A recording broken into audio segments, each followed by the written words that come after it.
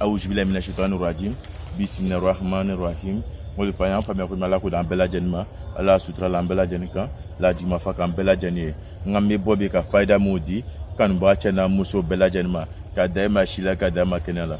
Fa me ko mala ulo bela janie. La sutra bi fan ban bela janika. Me ngombe bobi mena faida modi kan ba chana muso bela janika. Anu go ngono son ka ba yiri. Do ko kono ko soro yiri. Ale libeni. Soro yiri plené. Donc ko ko tulu brujani be ba ta fola kan lele bene inshallah soro yiri 600 ijija mena euro me dima ka isebu kan peu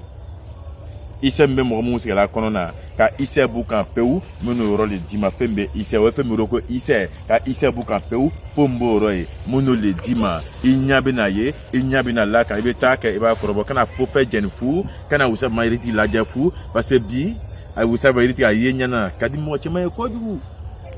Mais comme yo ke ikono gbe e faida da dama do ma oni be lafia na tate fo nya dunya amerika mi odi kiama ko lebe ok sina la sika boda o dama ankara mo fana an famu ya ankara ala sika boda do bela jenma walo ka fuku tala ka mo to dunya ni ke la kunma lo mayenye ka nga faida ta ka johnson et sa femme ka johnson john be kenya fu be lafia fu ala famo bradi de anu no lu bela jenma mo frame kenala o lu frame la via ka sega makonya o bangi boye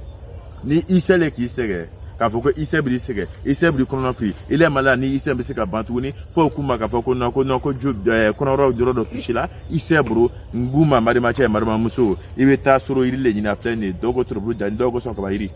ni ya le soro sisa asoro ni ko fe aburu bo a chema do dara kono ni ya chema do dara kono a chema do dara kono ba a donu ko fe dara kono iba tobi na mona ake glace do kono a jike glace do ka iba sigunti buru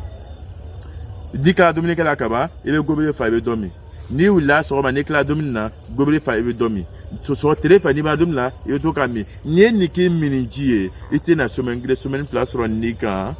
ka fa bonama ko ise ko tuile ka ifari ko rotuni o bana peu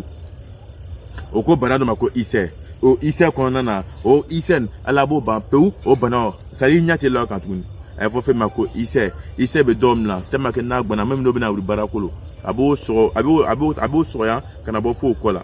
ni se ka do so abo fo kola o ise ngamo le ma bana do le be joli le be mule bo jori bampe o ka bu kono o le be ni soro yiri le bo jori bampe o ka bu kono soro yiri chama bo ado dara kono iba to bi na mona amoni ko fe ajike bi no kono ba ajike le se kono ibe to ka ni le mi itina ni ke kolji e ka bampe o ka ni ko ni bana na ni medro parce que ni ma usage mariti wure ali na ka fimu ko fo ite na wure kan jebe ni ma wure kan féliciter ite na wure kan jebe parce que mena midi ma ya do ma kren tenda tengono hakika ma di ma illa atali fa so kono ikene ali fa so kono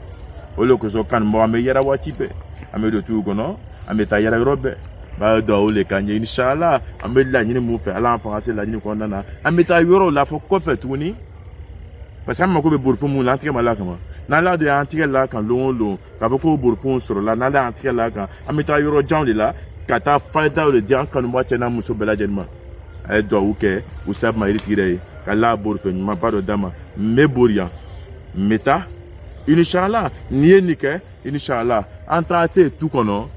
delitere ma entrate tout kono ka faida be fana kono ka ba ko le be ira parce que la do be na fokali hamdulillah ko ntita yoro shitu ngon la ja lam fa so kono